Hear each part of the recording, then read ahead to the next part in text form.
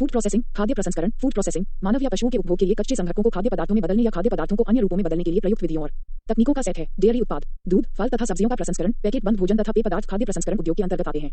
इसके तहत खाद्य पदार्थों का संरक्षण भी शामिल है। खाद्य प्रसंस्करण क्षेत्र उत्पादन, वृद्धि, खपत और निर्यात के मामले में भारत के प्रमुख क्षेत्रों में से एक है और मेक इन इंडिया पहल के अंतर्गत इस क्षेत्र को भारत सरकार द्वारा प्राथमिक दर्जा प्राप्त है। भारतीय खाद्य प्रसंस्करण उद्योग मुख्यतः निर्यात उन्मुख है। खाद्य प्रसंस्करण के प्रकार, टाइप्स ऑफ फूड प्रोसेसिंग, खाद्य प्रसंस्करण को मुख्यतः 3 श्रेणियों में वर्गीकृत किया जा सकता है। 1. प्राथमिक प्रसंस्करण। प्राथमिक प्रसंस्करण के तहत कच्चे कृषि उत्पादों एवं पशु उत्पादों में थोड़ा बहुत परिवर्तन कर उन्हें मानव के खाने योग्य बना दिया जाता है।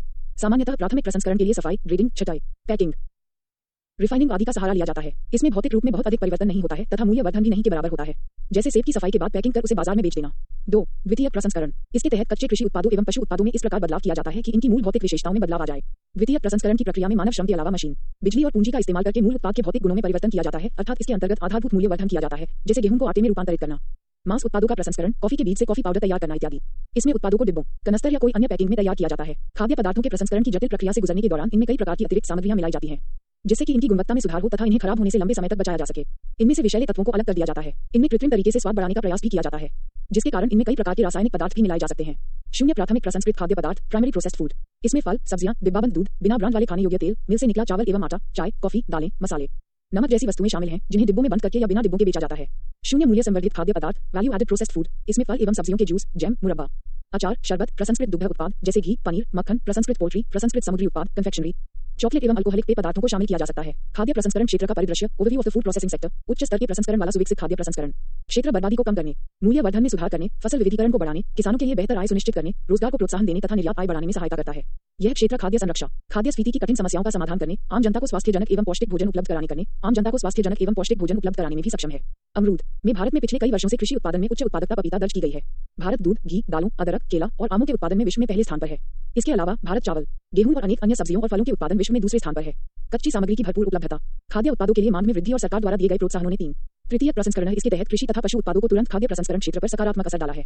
खाद्य प्रसंस्करण खाने की स्थिति में लाया जाता है। इसके अंतर्गत उत्पादों में उच्च क्षेत्र सकल घरेलू उत्पाद, रोजगार और निवेश में इसके योगदान के मूल्य वर्धन किया जाता है, जैसे फल सब्जियों का जूस, मुरब्बा, अनुरूप भारतीय अर्थव्यवस्था के एक महत्वपूर्ण खंड के रूप में भी 204 जैम, सॉस एवं अन्य बेकरी उत्पाद इत्यादि उभरा है। खाद्य प्रसंस्करण क्षेत्र, फूड प्रोसेसिंग सेक्टर, उद्योग और कृषि के बीच मजबूत संबंधों और अंतःक्रियाओं को बढ़ावा देने के कारण खाद्य प्रसंस्करण क्षेत्र का भारत के विकास में अत्यधिक महत्व है। खाद्य वित्तीय वर्ष 2020-21 को समाप्त 5 वर्षों के दौरान प्रसंस्करण उद्योग (FPI) क्षेत्र लगभग 8.3% की औसत वार्षिक वृद्धि दर से बढ़ रहा है। वर्ष 2019-20 के नवीनतम वार्षिक उद्योग सर्वेक्षण (ASI) के अनुसार पंजीकृत विनिर्माण क्षेत्र में लगे कुल व्यक्तियों में से 12.2% खाद्य प्रसंस्करण क्षेत्र में कार्यरत थे। वित्तीय वर्ष 2021-22 के दौरान प्रसंस्कृत खाद्य निर्यात सहित कृषि खाद्य निर्यात का मूल्य भारत के कुल निर्यात का लगभग 10.9% था। खाद्य प्रसंस्करण उद्योग की अवस्थिति के कारक, location factors of food processing industry. खाद्य प्रसंस्करण उद्योग की अवस्थिति कई कारकों पर निर्भर करती है, जिनमें प्रमुख हैं कच्चे माल की उपलब्धता। शीघ्र नष्ट होने वाले कच्चे माल के इस्तेमाल होने के कारण खाद्य प्रसंस्करण इकाइयों की कच्चे माल के स्रोतों से निकटता लाभकारी बन जाती है। खाद्यान्न बर्बादी को कम करने के लिए प्राथमिक खाद्य प्रसंस्करण इकाइयों की स्थापना उत्पादन क्षेत्र के आसपास होती है। प्रसंस्कृत उत्पाद के परिमाण अथवा मात्रा। अगर कच्चे माल एवं प्रसंस्कृत उत्पाद के परिमाण अथवा मात्रा में विशेष अंतर नहीं होता है तो निवेशकों को खाद्य प्रसंस्कृत उद्योगों की भौगोलिक अवस्थिति के चयन में अपेक्षाकृत अधिक स्वतंत्रता होती है। यदि कच्चे माल व प्रसंस्कृत उत्पाद के परिमाण में ज्यादा फर्क होगा तो खाद्य प्रसंस्करण औद्योगिक इकाइयों की कच्चे माल के स्रोतों की निकट अवस्थिति कहीं ज्यादा महत्वपूर्ण होगी, अन्यथा परिवहन लागत का दबाव बढ़ने की संभावना रहेगी। बेहतर भंडारण एवं परिवहन सुविधाएं। ये कारक कच्चे माल तक सुरक्षित, आसान एवं तेजी से पहुंच को सुनिश्चित करते हुए तैयार माल को बेहतर तरीके से उपभोक्ताओं तक पहुंच को संभव बनाता है। खाद्य प्रसंस्करण उद्योगों के लिए बेहतर भंडारण एवं परिवहन सुविधाएं आवश्यक हैं। बाजार, खाद्य पहुंच। प्रसंस्कृत उत्पाद यदि शीघ्र नष्ट होने वाला है तो खाद्य प्रसंस्करण औद्योगिक इकाइयों की स्थिति में बाजार निर्णायक भूमिका निभाता है। जैसे बेकरी उत्पाद तथा डेयरी उत्पाद के लिए बाजार की संभावनाएं शहरों की तुलना में गांवों में अधिक है। ग्रामीण क्षेत्रों से दूध प्राप्त कर उसके प्रसंस्कृत उत्पादों अर्थात दूध से निर्मित उत्पादों को आसानी से शहरी क्षेत्रों में विक्रय किया जा सकता है। लागत खाद्य प्रसंस्करण उद्योग की भौगोलिक अवस्थिति में निर्णायक भूमिका निभाती है। प्रचुर मात्रा में सस्ते श्रम की उपलब्धता और अपेक्षाकृत कम कीमत पर जमीन की उपलब्धता की दृष्टि से शहरों की तुलना में गांव कहीं अधिक उपयुक्त हैं, परंतु शहरों में बेहतर आधारभूत संरचनाएं, विकसित परिवहन व्यवस्था, अपेक्षाकृत अधिक कुशल श्रमिकों की उपलब्धता, निकट बाजार एवं बेहतर वित्तीय ढांचे जैसी बेहतर सुविधाओं के कारण निवेशकों का झुकाव शहरों की तरफ कहीं ज्यादा है। भारत में खाद्य प्रसंस्करण उद्योग का महत्व, लाभ, importance, advantages of food processing industry in India. खाद्य प्रसंस्करण उद्योग प्रत्यक्ष एवं अप्रत्यक्ष रूप में रोजगार के नए अवसरों का सृजन करता है। खाद्य प्रसंस्करण उद्योग कृषि क्षेत्र एवं औद्योगिक क्षेत्र के बीच एक सेतु का कार्य करता है। सामान्य खाद्य प्रसंस्करण उद्योगों को ग्रामीण क्षेत्रों के निकट लगाया जाता है, जिससे ग्रामीण लोगों को रोजगार प्राप्त होता है। इससे ग्रामीण क्षेत्र से होने वाले प्रवसन को कम किया जा सकता है। नोट, उद्योग मंडल एसोचैम और शिकागो की विश्व प्रसिद्ध अकाउंटिंग फर्म ग्रांट थॉर्नटन द्वारा संयुक्त रूप से प्रकाशित अध्ययन रिपोर्ट में कहा गया है कि भारत में खाद्य प्रसंस्करण फूड प्रोसेसिंग क्षेत्र से किसानों की आय में भारी सुधार के साथ साथ रोजगार वृद्धि की उज्जवल संभावनाएं हैं। रिपोर्ट ये भी कहती है कि वर्ष 2024 तक भारत के खाद्य प्रसंस्करण क्षेत्र में $33 अरब का नया निवेश आकर्षित करने और 90 लाख नए रोजगार अवसर सृजित करने की क्षमता है। इसी तरह पिछले दिनों नीति आयोग ने भी भारत की ग्रामीण अर्थव्यवस्था में संरचनात्मक बदलाव का रोजगार तथा वृद्धि पर प्रभाव नामक परिचर्चा पत्र में कहा कि किसानों को फसल के अच्छे मूल्य के लिए सीधे कारखानों से जोड़ने और ग्रामीण क्षेत्रों में रोजगार वृद्धि के लिए खाद्य प्रसंस्करण सबसे उपयुक्त क्षेत्र है। रिपोर्ट के अनुसार बीते 4 दशक के दौरान देश की ग्रामीण अर्थव्यवस्था में 7 गुना वृद्धि हुई, लेकिन रोजगार दुगने भी नहीं बढ़े हैं। ऐसे में खाद्य प्रसंस्करण में सुधार से कृषि व संबंधित क्षेत्रों में बड़ी मात्रा में रोजगार सृजन हो सकते हैं। खाद्य प्रसंस्करण उद्योगों के द्वारा खाद्य पदार्थों के उत्पादन में वृद्धि करके एवं खाद्यान्नों की बर्बादी को रोककर खाद्य मुद्रास्फीति को नियंत्रित किया जा सकता है। एक छोटी एवं बेहतर आपूर्ति श्रृंखला किसानों के कच्चे कृषि उत्पादों से लेकर उपभोक्ताओं तक अंतिम उत्पाद पहुंचाने वाली श्रृंखला एवं मध्यस्थों की संख्या को कम कर देती है। इससे कृषि उत्पादों की बर्बादी कम होगी एवं खाद्य मुद्रास्फीति को नियंत्रित किया जा सकेगा। खाद्य पदार्थों की बर्बादी को रोककर खाद्य सुरक्षा को सुनिश्चित किया जा सकता है। खाद्य प्रसंस्करण उद्योग फसल विविधीकरण में भी सहायक है, किंतु न्यूनतम समर्थन मूल्य का लाभ कुछ ही फसलों जैसे गेहूं, चावल एवं दालों को मिलने से फसल विविधीकरण नकारात्मक रूप 205 से प्रभावित हुआ है। खाद्य प्रसंस्करण उद्योग फल, सब्जियां, दूध, मांस, पोल्ट्री इत्यादि के उत्पादन को बढ़ाने के लिए किसानों को प्रोत्साहित कर सकता है। इससे उनकी आय में वृद्धि होगी। खाद्य प्रसंस्करण उद्योग बेहतर गुणवत्ता एवं पोषण स्तर वाले उत्पादों का उत्पादन कर नागरिकों के पोषण स्तर में सुधार कर सकता है। इससे कुपोषण की समस्या का समाधान किया जा सकता है। खाद्य प्रसंस्करण उद्योग किसानों को अतिरिक्त उत्पादन के लिए प्रोत्साहित कर उनकी आय में वृद्धि कर सकता है एवं ग्रामीण क्षेत्र के नागरिकों को रोजगार प्रदान कर ग्रामीण अर्थव्यवस्था को मजबूत करता है। खाद्य प्रसंस्करण को लेकर काफी चिंतित रहता है तथा स्वास्थ्य एवं पौष्टिक खाद्य पदार्थों की मांग करता है। भारत की 125 करोड़ से अधिक जनसंख्या उद्योग के लिए एक बहुत बड़ा बाजार है। इस खाद्य प्रसंस्करण उद्योग ग्रामीण अर्थव्यवस्था को विकसित करने में सहायक है। ये कृषि क्षेत्र, औद्योगिक क्षेत्र एवं उपभोक्ताओं के मध्य तालमेल एवं एक श्रृंखला स्थापित करता है। यह उद्योग उत्पादन स्थल पर किसी उत्पाद का मूल्य वर्धन करने, खाद्य पदार्थों के अपव्यय को कम करने, रोजगार के अवसरों का सृजन करने, फसल विविधीकरण को बढ़ावा देने और निर्यात को प्रोत्साहित करने में सहायक है। खाद्य प्रसंस्करण उद्योग के समक्ष उपस्थित प्रमुख चुनौतियां प्रसंस्कृत खाद्य पदार्थों के निर्यात से विदेशी मुद्रा की भी प्राप्ति होती है। Major challenges before the food processing industry. Bharat में खाद्य प्रसंस्करण उद्योग की संभावनाएं। Possibilities of food processing industry in India. Bharat में खाद्य प्रसंस्करण उद्योग के विकास की अपार संभावनाएं विद्यमान है। यहाँ विभिन्न कृषि जलवायु परिस्थितियों के कारण प्रचुर मात्रा में कच्चा माल उपलब्ध है। भारत में कृषि उत्पादन में लगातार वृद्धि हो रही है और काफी मात्रा में खाद्य पदार्थों की बर्बादी भी हो रही है। देश में पशुधन भी पर्याप्त मात्रा में विद्यमान है। वर्तमान में इन उत्पादों की बहुत ही कम मात्रा को मूल्यवर्धित उत्पादों में प्रसंस्कृत किया जाता है। भारत इस क्षमता का लाभ उठाकर विश्व में खाद्य पदार्थों का आपूर्तिकर्ता बन सकता है। आर्थिक उदारीकरण के परिणामस्वरूप मध्यवर्ग की आय में वृद्धि हुई है, जिससे उनकी जीवन शैली एवं खान पान की आदतों में भी बदलाव हुआ है। आज गुणवत्ता एवं युक्त खाद्य पदार्थों पर अधिक व्यय किया जाता है। बढ़ता शहरीकरण जीवन शैली और महत्वाकांक्षा खाद्य उत्पादों पर अधिक व्यय। खाद्य प्रसंस्करण उद्योग की संभावनाएं पोषक संख्या में वृद्धि, कामकाजी महिलाओं की एकल परिवारों और से भरपूर खाद्य पदार्थों के कार्यात्मक खाद्यों, पोषण तत्वों मांग, उत्पादन एवं प्रसंस्करण के बीच अपर्याप्त संबंध, उत्पाद विकास तथा नवाचार की कमी, उपयुक्त तकनीक का अभाव एवं अनुसंधान की कमी, गुणवत्ता एवं सुरक्षा मानकों पर पर्याप्त ध्यान न देना, विश्वसनीय जांच सुविधाओं का अभाव, आपूर्ति श्रृंखला अवसंरचना अंतर, आरंभिक प्रसंस्करण, भंडारण और वितरण सुविधाओं की कमी, अपर्याप्त आधारभूत संरचना, अपर्याप्त शीत भंडारण क्षमता एवं गोदामों की सुविधाओं का कम होना, कुशल एवं प्रशिक्षित मानव संसाधन का अभाव, बेहतर परिवहन सुविधाओं का अभाव, लंबी एवं टुकड़ों में बटी आपूर्ति श्रृंखला, उत्पाद विकास और नवाचार की कमी, आपूर्ति श्रृंखला अवसंरचना अंतर, आरंभिक प्रसंस्करण, भंडारण और वितरण सुविधाओं की कमी, प्रसंस्करण योग्य किस्मों की कमी, बीच अपर्याप्त संबंध, उत्पादन और प्रसंस्करण के जनसांख्यिकी में बदलाव, प्रयोज्य आय में वृद्धि, संगठित खुदरा और निजी लेवल की वृद्धि, बढ़ते हुए शहरीकरण एवं पूंजीवादी एवं उपभोक्तावादी संस्कृति के कारण संयुक्त परिवार के विखंडन के साथ एकल परिवारों की संख्या में वृद्धि हुई है एवं कामकाजी महिलाओं की संख्या में भी वृद्धि हुई है। वर्तमान में बढ़ता हुआ शहरीकरण एवं बदलती हुई जीवन शैली के कारण प्रसंस्कृत उत्पादों की मांग बढ़ रही है।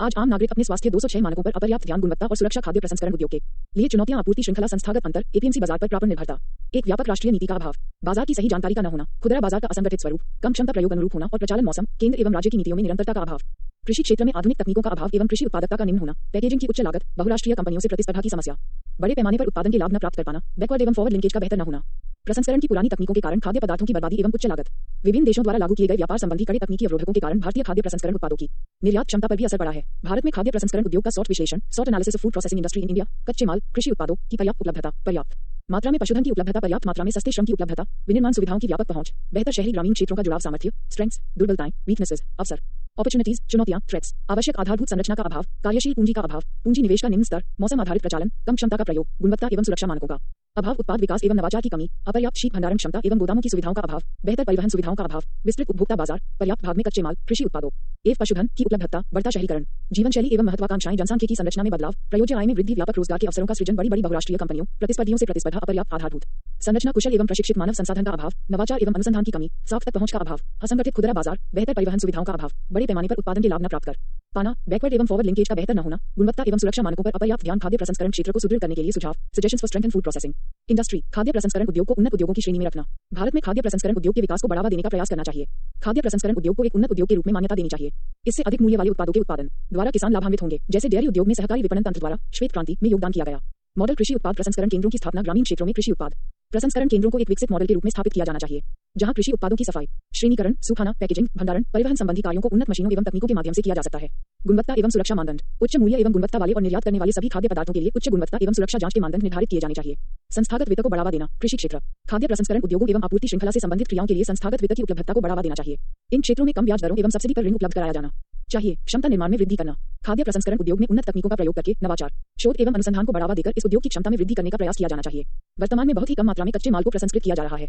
बाजार को विनियमित करना। भारत में बहुत बड़ा बाजार है, लेकिन भारतीय बाजार असंगठित है। खाद्य प्रसंस्करण उद्योगों को बढ़ावा देकर एवं बेहतर आपूर्ति श्रृंखला के माध्यम से संगठित बाजार का विकास किया जा सकता है।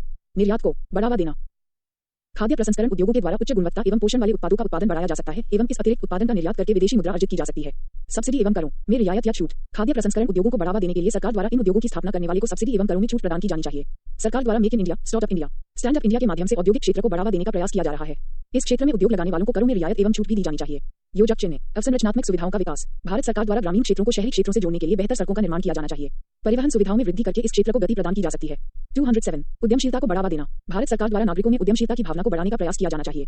ग्रामीण क्षेत्रों में रहने वाले बेरोजगार व्यक्तियों को खाद्य प्रसंस्करण क्षेत्र में विद्यमान संभावनाओं का लाभ उठाने के लिए प्रोत्साहित किया जाना चाहिए। नागरिकों के कौशल विकास के लिए निरंतर प्रयास किए जाने चाहिए। मेगा फूड पार्क मॉडल को बढ़ावा देना। भारत सरकार द्वारा मेगा फूड पार्क को और अधिक बढ़ावा देने का प्रयास किया जाना चाहिए। किसी क्षेत्र विशेष पर उत्पादित किसी विशिष्ट कृषि उत्पाद के अनुरूप ही वहां उद्योगों का विकास किया जाना चाहिए। खाद्य प्रसंस्करण क्षेत्र में आपूर्ति श्रृंखला प्रबंधन, सप्लाई चेन मैनेजमेंट इन फूड प्रोसेसिंग सेक्टर। खाद्य प्रसंस्करण क्षेत्र में आपूर्ति श्रृंखला प्रबंधन के अंतर्गत कच्चे माल से लेकर तैयार उत्पाद को उपभोक्ता तक पहुंचाने की पूरी प्रक्रिया अथवा श्रृंखला को शामिल किया जाता है। आपूर्ति श्रृंखला प्रबंधन के अंतर्गत कच्चे माल के आपूर्तिकर्ता अर्थात किसान, खाद्य प्रसंस्करणकर्ता इकाई अर्थात कंपनी, खाद्य प्रसंस्कृत उत्पादों के भंडारणकर्ता एवं विपणनकर्ता अर्थात थोक विक्रेता एवं खुदरा विक्रेता इत्यादि शामिल होते हैं। आपूर्ति श्रृंखला में कच्चे माल के उत्पादक, आपूर्तिकर्ता, निर्माता या प्रसंस्करणकर्ता, वितरक तथा उत्पादों को उपभोक्ताओं तक पहुंचाने वाले शामिल होते हैं। खाद्य प्रसंस्करण के विभिन्न स्तरों को प्राथमिक, द्वितीय और तृतीय के रूप में देखा जा सकता है। प्राथमिक प्रसंस्करण कच्चे कृषि उत्पाद, दूध, मांस और मछली का एक ऐसी वस्तु में परिवर्तन से संबंधित है जो मानव उपभोग के लिए उपयुक्त हो। इसमें सफाई, ग्रेडिंग, छटाई, पैकिंग इत्यादि जैसे कदम शामिल हैं। खाद्य प्रसंस्करण उद्योग सामान्यतः प्रसंस्करण के उच्चतर स्तरों से निपटता है जहां पर नए अथवा अधिक मूल्य वाले खाद्य उत्पाद निर्मित किए जाते हैं। खाद्य प्रसंस्करण के विभिन्न स्तरों को नीचे फ्लो चार्ट में दिखाया गया है। अधिप्राप्ति, दूसरे इनपुट्स, उत्पादन एवं प्राथमिक प्रसंस्करण, भंडारण चरण का प्रसंस्करण। ऊपर से नीचे की अपेक्षाएं, अपस्ट्रीम एंड डाउनस्ट्रीम रिक्वायरमेंट्स। ऊपर की अपेक्षाएं, अपस्ट्रीम रिक्वायरमेंट्स, खुदरा व्यापार। ऊपर की अपेक्षाओं में कच्चे माल की खोज करना और उसे प्राप्त करना। आपूर्तिकर्ता द्वारा उस कच्चे माल को परिवहन द्वारा प्रसंस्करणकर्ता एवं उत्पादक कंपनी तक पहुंचाना शामिल होता है। इन अपेक्षाओं में निम्न को शामिल किया जाता है। 208 कच्चे माल तक पहुंच। आधुनिक निष्कर्षण तकनीक, किसानों के साथ अच्छा जुड़ाव। खाद्य प्रसंस्करण कच्चे माल जैसे अनाज, मांस, मछली आदि के लिए भंडारण की सुविधा, गुणवत्ता परीक्षण सुविधाएं, परिवहन सुविधाएं। नीचे की अपेक्षाएं, डाउनस्ट्रीम रिक्वायरमेंट्स। नीचे की अपेक्षाओं में उत्पादक कंपनी द्वारा प्राप्त कच्चे माल को प्रसंस्कृत कर अर्थात उत्पादन प्रक्रिया से गुजारकर प्राप्त तैयार उत्पाद को उपभोक्ताओं तक पहुंचाने की पूरी प्रक्रिया अथवा चरण शामिल होते हैं। इस श्रृंखला में जो उत्पाद अपने स्रोत से उपभोक्ताओं की ओर जाते हैं वे नीचे की अपेक्षाओं में शामिल होते हैं। इसमें तैयार उत्पाद को भंडारण गृहों में भंडारित किया जाना, परिवहन सुविधाओं के माध्यम से वितरण एजेंसियों अर्थात थोक एवं खुदरा विक्रेताओं तक पहुंचाना और उनके माध्यम से उपभोक्ताओं तक पहुंचाना शामिल होता है। इन अपेक्षाओं में निम्न को शामिल किया जाता है। आधुनिक प्रसंस्करण एवं उत्पादन तकनीक, गुणवत्तायुक्त परीक्षण सुविधाएं, आधुनिक भंडारण गृह सुविधाएं, अच्छी परिवहन सुविधाएं, कुशल वितरण प्रणाली अर्थात थोक एवं खुदरा विक्रेता से तात्पर्य उद्यमों द्वारा उत्पादन करने के लिए आवश्यक वस्तुओं से लेकर खाद्य प्रसंस्करण उद्योग के अंतर्गत ऊपरी एवं नीचे की अपेक्षाओं उपभोक्ताओं तक प्रसंस्कृत खाद्य पदार्थों को पहुंचाने में शामिल सभी कर्ताओं की भूमिका एवं वस्तुओं की उपलब्धता सुनिश्चित करने से है। ऊपरी अपेक्षाओं में किसान, बीजों के उत्पादक, खाद, कीटनाशक, कृषि के लिए आवश्यक मशीनें, मध्यस्थ, मंडियों की स्थिति, उससे जुड़े एजेंट्स तथा खाद्य प्रसंस्करण से जुड़े उद्यमों को शामिल किया जा सकता है। वहीं नीचे की अपेक्षाओं के अंतर्गत प्रसंस्कृत खाद्य पदार्थों को उपभोक्ताओं तक पहुंचाने में शामिल सभी व्यक्तियों एवं एजेंसियों को शामिल किया जाता है, जैसे खाद्य पदार्थों की डिब्बाबंदी, पैकेजिंग, थोक एवं खुदरा विक्रेता तथा इन खाद्य पदार्थों को विभिन्न स्थानों पर भेजने वाले सुरक्षित यातायात साधन एवं संचार सुविधाएं। खंडित आपूर्ति श्रृंखला, फ्रैगमेंटेड सप्लाई चेन संबंधी बाधा को दूर करने के लिए संविदा खेती, कॉन्ट्रैक्ट फ्रेमिंग महत्वपूर्ण सिद्ध हो सकती है। संविदा खेती के माध्यम से खाद्य प्रसंस्करण से जुड़ी कंपनियां किसानों से प्रत्यक्ष संपर्क स्थापित कर सकती हैं और विभिन्न प्रकार की आगत, इनपुट संबंधी कमजोरियों को सकता है। कुछ राज्य सरकारों द्वारा संविदा खेती को प्रोत्साहित किया जा रहा है। दूर किया जा खाद्य प्रसंस्करण क्षेत्र में प्रत्यक्ष विदेशी निवेश, फॉरेन डायरेक्ट इन्वेस्टमेंट इन फूड प्रोसेसिंग इंडस्ट्री। खाद्य प्रसंस्करण उद्योग FPI में स्व अनुमोदित मार्ग के तहत 100% FPI की अनुमति है। हालांकि ई कॉमर्स सहित भारत में निर्मित और या उत्पादित खाद्य उत्पादों के संबंध में व्यापार के मामले में सरकार के अनुमोदन मार्ग के तहत 100% FPI की अनुमति है। अप्रैल 2014 से सितंबर 2021 की अवधि के दौरान इस क्षेत्र में $4.99 बिलियन अमेरिकी डॉलर का FPI इक्विटी अंतर्वाह दर्ज किया गया है। अप्रैल से सितंबर 2021 के दौरान FPI क्षेत्र में FPI इक्विटी अंतर्वाह $410.62 मिलियन अमेरिकी डॉलर था। FPI में वर्षवार FPI अंतर्वाह को चित्र में देखा जा सकता है। स्रोत खाद्य प्रसंस्करण उद्योग मंत्रालय MOFPI से प्राप्त आंकड़ों के आधार पर मेगा फूड पार्क योजना मुख्यतः खाद्य प्रसंस्करण उद्योग को बढ़ावा देने के उद्देश्य से वर्ष 2008 में शुरू की गई। इस योजना का उद्देश्य किसानों, प्रसंस्करणकर्ताओं और खुदरा व्यापारियों को एक साथ लाकर कृषि उत्पादन को बाजार से जोड़ने के लिए एक तंत्र उपलब्ध कराना है ताकि कृषि उत्पादन में मूल्य वृद्धि अधिकतम हो सके, कृषि उत्पादों की बर्बादी न्यूनतम की जा सके, किसानों की आय में वृद्धि सुनिश्चित की जा सके तथा विशेष रूप से ग्रामीण क्षेत्र में रोजगार के अवसर पैदा किए जा सके। Mega food park scheme cluster दृष्टिकोण पर आधारित है तथा इसमें सहायक अवसंरचना और सुपरिभाषित कृषि बागवानी प्रसंस्करण क्षेत्र की परिकल्पना की गई है। मेगा फूड पार्क किसानों से खाद्य एवं कृषि उत्पादों को क्रय करके खाद्य प्रसंस्करण उद्योगों को उपलब्ध करवाते हैं तथा खाद्य प्रसंस्करण उद्योग खाद्य पदार्थों का उत्पादन करके उपभोक्ताओं को उपलब्ध करवाते हैं। इस प्रकार मेगा फूड पार्क बेहतर आपूर्ति श्रृंखला का प्रबंधन करके प्रतिगामी अग्रगामी एकीकरण संबंध को सुनिश्चित करने का प्रयास करता है। भारत फलों एवं सब्जियों के सबसे बड़े उत्पादक देशों में से एक है, लेकिन हम मात्र 2% उत्पादन का ही प्रसंस्करण कर पाते हैं।